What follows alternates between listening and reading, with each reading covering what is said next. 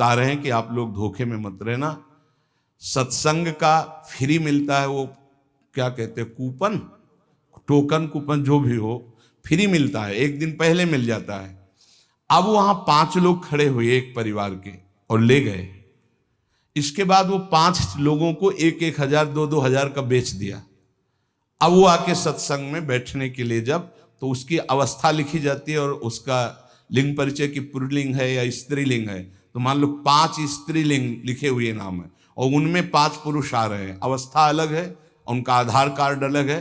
तो उनसे पूछा गया कि आप कैसे, आपका तो कूपन है नहीं, आपका टोकन तो है नहीं। तो उन्होंने कहा मैंने 1,000 में खरीदा, मैंने इतने में खरीदा। ये अपराध है, ना सुनने वाले को लाभ मिलेगा और ना बेचने वाले को, दोनों को पाप लगेगा। जब यहाँ नहीं लिया जाता तो कोई भी ऐसी गंदी हरकत करके यहाँ ना बैठे कि हम 2,000 में खरीद के आ रहे हैं, तुम्हारे को पाप लगेगा।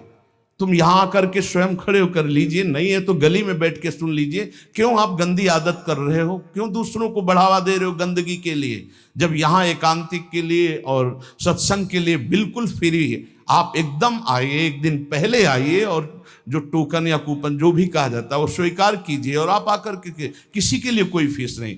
अब दर्शन कराने के लिए इसलिए बंद करवा दिया, दर्शन कराने के लिए आ रहे हैं 2,000 11,000, ये क्या चरित्र है। यहां 5 पैसे नहीं ले जा रहे, तुम आ रहे हो, जय हो महाराज की हमने छूट दी इसलिए कि ब्रजवासी या ब्रज परिकर वो हमारा इष्ट देव है। इसका मतलब ये नहीं है कि आप किसी से 5,000 11,000 रुपए ले रहे हैं, वो बाहरी आदमी आ रहा है, आप सबकी लाइन क्रॉस करके हमारे पास जा रहे हैं, हम आदर कर रहे हैं, आपको दुपट्टा उड़ा रहे हैं, आपको भेंट दे रहे हैं, आपके चरण पकड़, किस लिए कि आप हमारे पूज्य जन हो। उसका मतलब दुरुपयोग।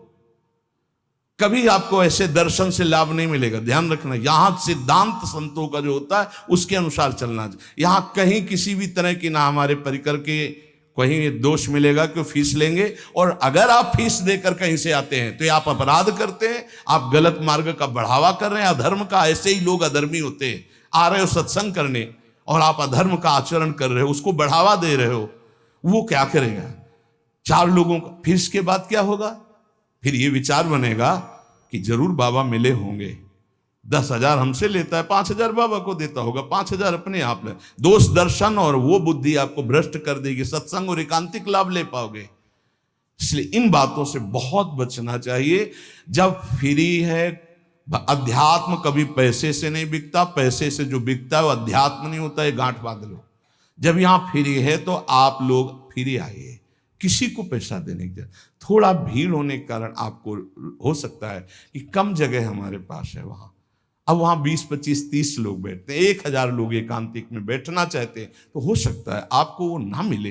तो आप धैर्य पूर्वक रहिएगा, सत्संग में गली में बैठ जाइएगा, खड़े खड़े सुन लीजिएगा, भगवत शब्द हैं, आपका मंगल करेंगे। लेकिन छल कपट करके पैसे के बल से आप एकांतिक में बैठ जाएं, कि आप किसी का दूसरे का कूपन पैसे से खरीद रहे हैं, वो बेच रहा है, तो ये छल कपट भगवान की प्राप्ति करेगा, तुम्हारा मंगल होगा? नहीं होगा। पैसा दे के तुम उस पदवी को प्राप्त करना चाहते हैं, नहीं, कभी ऐसी गलती ना करें। ये पक्का समझ लेना, सतमार्ग के पथिक कभी ऐसा नहीं करते। एक बार किसी ने बताया था कि आपकी बीमारी की छवि लगा के कि महाराज जी बहुत बीमार हैं, इसके लिए कुछ, और उसमें अर्थ मांगने की, तो ऐसे नीच पुरुषों की कैसी दुर्गति होगी जो इस तरह से धन लेकर के अपने सुख की विषय सामग्री की भोग की वृत्ति रखते हैं। बड़ी भारी दुर्गति होती है, ये ऐसा खिलवाड़ ना समझें, कभी ऐसा नहीं।